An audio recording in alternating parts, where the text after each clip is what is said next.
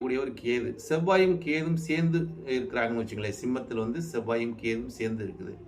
அந்த சேர்ந்து இருக்கிற அமைப்பில் அந்த சூரிய பகவானும் இன்றைக்கு பார்க்கும்போது ஆணி 8ஆம் தேதிங்கும்போது சூரியனும் குருவும் சேர்க்கை பெற்று அதாவது மிதுன ராசியில் இருக்காங்க. சூரியனும் குருவும் சேர்க்கை பெற்று அதாவது சூரியனும் குருவும் சேர்ந்தாவே ஒரு நல்ல ஒரு புனிதமான ஒரு தன்மையை கொடுக்கும் என்பது ஒரு நிகழ்வுன்னு வச்சுங்களேன். அதே மாதிரி சுக்கிரனும் சந்திரனும் சேர்க்கை இன்றைக்கு. இந்த கிரக நிலை பாருங்கள் எப்படியெல்லாம் சேர்க்கை பெற்றிருக்குது இன்னைக்கு. அதாவது மேச ராசியில் பார்த்தீங்கன்னா சுக்கிரனும் புதனும் சேர்க்கை, இந்த சந்திரனும் சேர்க்கை. இப்படி இந்த 2 கிரகம் பார்த்தீங்கன்னா ஒரு ஒரு ஜாதகத்தில் வந்து மனைவியை குறிக்கக்கூடியவர் சுக்கிரன், தாய்மையை குறிக்கக்கூடியவர் சந்திரன். இந்த தாயும் மனைவியும் ஒன்றாக இருக்கக்கூடிய ஒரு அமைப்பு அது மேசத்தில் இருக்குது பாருங்க. அப்படிங்கிற ஒரு தன்மை இன்றைக்கு எடுத்து காட்டுகிறது.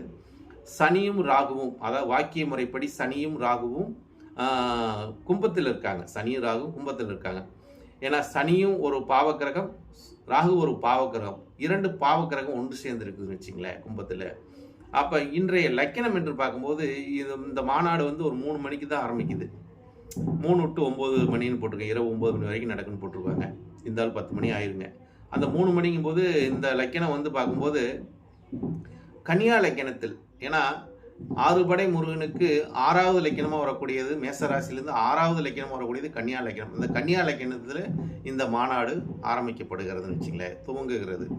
அப்போ இந்த நிலைப்பாட்டையெல்லாம் பார்க்கும்போது இந்த கிரகம் சஞ்சாரத்தெல்லாம் பார்க்கும்போது இன்னைக்கு 6ஆம் இடம் வலுவாக இருக்குது, அடுத்தது 8ஆம் இடமும் வலுவாக இருக்குது, அதுக்கடுத்து 10ஆம் இடமும் வலுவாக இருக்குது, அதுக்கடுத்து 12ஆம் இடமும் வலுவாக இருக்குது. இந்த கிரகம்லாம் பாருங்கள் 6, 8, 10, 12.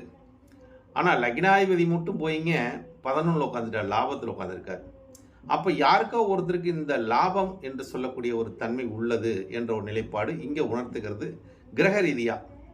அப்போ இந்த மாநாடோட தன்மைகள் பார்க்கும்போது இந்த மாநாட்டுக்கு காவல்துறைகளோட ஒரு ஒத்துழைப்பு, அவங்களோட ஒரு நல்ல ஒரு வழிகாட்டுதல் நல்லா அமைக்கும். அதாவது இன்னைக்கு வந்து ஏன்னா முருகன் என்றாவே செவ்வாய் என்றாவே காவலுங்க, அதாவது போலீஸுங்க, இராணுவங்க, நம்மளை பாதுகாக்கிறவங்களே வந்து இராணுவம் போலீஸு இந்த மாதிரி இருக்குங்க. அதுக்கு நம்ம முருகனும் நம்மளை பாதுகாக்கிறாரு. அவர் வந்து இந்த யூனிஃபார்ம் போட்ட இவங்கெல்லாம் பார்த்தா நம்ம போலீஸ்காரன் அவங்க இராணுவக்காரங்கன்னு சொல்கிறோம்.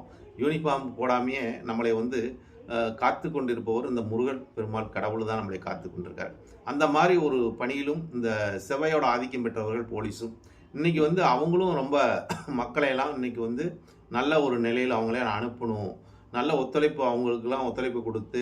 ஏன்னா இது வந்து ஆன்மீக விழாங்கும்போது அவங்கவுங்க பல ஊர்லேருந்து வந்திருப்பாங்க, பல ஊர்லேருந்து அவங்க குடும்பத்தோடு வந்திருப்பாங்க, வேன்லலாம் வந்திருப்பாங்க, பஸ்ஸில் வந்திருப்பாங்க.